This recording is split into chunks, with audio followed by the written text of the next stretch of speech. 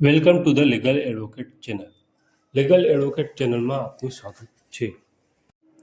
આજે આપણે જોઈશું કે ગુજરાત સરકારે તારીખ 27/3/2026ના રોજ ખેતીની જમીનમાં વડીલોપાર્જિત સ્વપાર્જિત મિલકતમાંથી હક ઉઠાવવો, વહેંચણી કરવી, પુનઃવહેંચણી કરવી તથા હયાતીમાં હક દાખલ કરવા અંગેની પદ્ધતિ બાબત પરિપત્ર બહાર પાડ્યો છે. જે પરિપત્રને આપ આ QR કોડ સ્કેન કરીને પણ ડાઉનલોડ કરી શકો છો.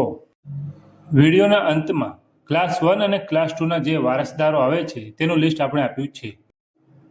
આ પરિપત્ર ગુજરાત સરકારના મહેસૂલ વિભાગ દ્વારા બહાર પાડવામાં આવ્યો છે. તેનો મુખ્ય ઉદ્દેશ ખેતીની જમીનમાં વારસદારો વચ્ચે હક્ક કમી કરવા, નામ દાખલ કરવા અને વહેંચણી કરવાની પ્રક્રિયામાં એકસૂત્રતા લાવવાનો અને સ્ટેમ્પ ડ્યુટીમાં રાહત આપવાનો છે. પરિપત્ર મુજબ ખેતીની જમીનમાં વારસદારો વચ્ચે હક કમી કરવા, નામ દાખલ કરવા અને વહેંચણી કરવાની પ્રક્રિયામાં પ્રત્યેક લેખ ઉપર ₹300ની સ્ટેમ્પ ડ્યુટી નક્કી કરવામાં આવી છે. હક કમી કરવા કે ઉઠાવવા માટે વારસાઈ નોંધ હેઠળના સંયુક્ત કબજેદાર ક્લાસ 1 અથવા ક્લાસ 2ના વારસદાર પૈકી એક અથવા વધુ વારસો અન્ય વારસદારોની તરફેણમાં હક ઉઠાવી શકશે, જેના ઉપર હવે સ્ટેમ્પ ડ્યુટી 300 લાગશે. જો કોઈ ખાતેદારે તેમની હયાતીમાં તેમના વારસદારોનું નામ દાખલ કરવા હોય તો જો ક્લાસ 1 વારસદારો હયાત હોય તો તે પૈકી એક અથવા વધુના નામ દાખલ કરી શકાય. જો ક્લાસ 1 વારસદારો ન હોય તો ક્લાસ 2ના વારસદારોના નામ દાખલ કરી શકાય. જમીન માલિકની હયાતીમાં જ સીધી લીટીના વારસદારોના નામ દાખલ કરવા માટે ₹300નો સ્ટેમ્પ લાગશે.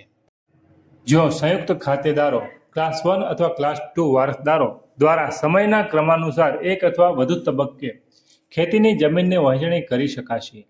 વારસાઈથી દાખલ થયેલ સંયુક્ત ખાતેદારો વચ્ચે જમીનની વહેંચણી કરવા માટે હવેથી ₹300નો સ્ટેમ્પ લાગશે.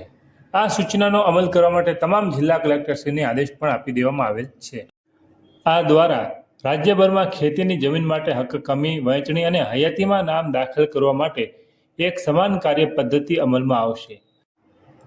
અગાઉ આ પ્રક્રિયાઓમાં સ્ટેમ્પ ડ્યુટીના પ્રશ્નો રહેતા, પરંતુ હવે ₹300ના સ્ટેમ્પ પર આ ફેરફારો કરી શકાશે.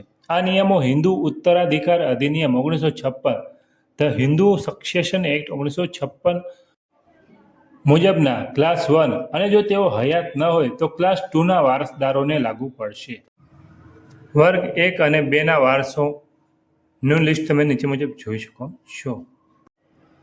આ મુજબના ક્લાસ 1 અને ક્લાસ 2ના વારસદારો છે, જેનો ઉલ્લેખ હિન્દુ ઉત્તરાધિકાર અધિનિયમ 1956માં કરવામાં આવેલો છે. જો તમને આ વિડીયો પસંદ આવ્યો હોય તો તમે વિડીયોને લાઇક કરી શકો છો અને અમારી ચેનલને સબસ્ક્રાઇબ કરી શકો છો, કેમ કે અમે આવા કાયદાને લગતા વિડીયો લાવતા રહીશું. તેમજ નવા આવતા પરિપત્રો તેમજ કાયદાને લગતા નવા જજમેન્ટ પણ આપણે વિડીયોમાં મૂકતા રહીએ છીએ. જેથી તમે અમારા સાથે જોડાયેલા રહેવા માટે અમારી ચેનલ સબસ્ક્રાઇબ કરી શકો છો. Thank you. આભાર.